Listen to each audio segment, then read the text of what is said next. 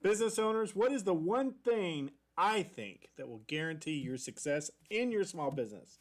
That's what we're going to talk about today in episode 494 of your 333.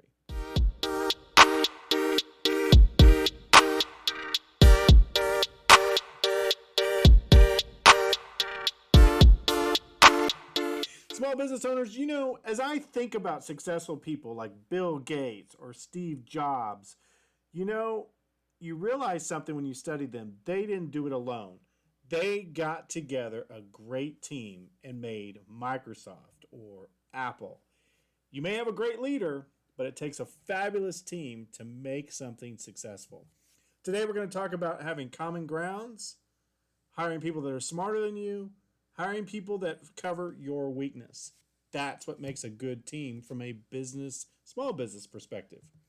Business tip number one, you're looking for individuals. You want to put them in the right seats on the bus that have a common ground with you. They should have the same vision as you, or at least be able to follow your vision. Nothing worthwhile happened individually. You can go all the way back to Jesus. He had 12 disciples as part of his team to accomplish his goal of evangelizing the world. Who is on your team? Do they have common ground with you? Business tip number two, you should, if given the choice, hire somebody that is smarter than you. A good team leader. If this is my last lecture series and I was out of here, what I've learned in 52 years of life is that you want to surround yourself with people that are smarter than you, better than you. And if you have the ability to hire them, that's even better. I think one of the qualities of being a smart, awesome leader is surrounding yourself with people that are smarter than you. And speaking of smarter than you, business tip number three, those team members should fill your weakness.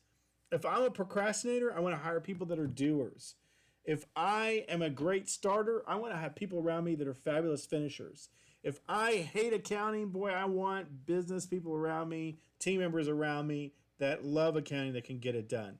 You should fill the seats on your bus of people that are excellent at the things that you are not. You don't need more people that look like you. You need more people that can close in on your weakness.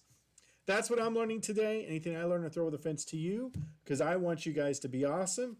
And teams is certainly something I would spell out in my last lecture. Go back to sleep.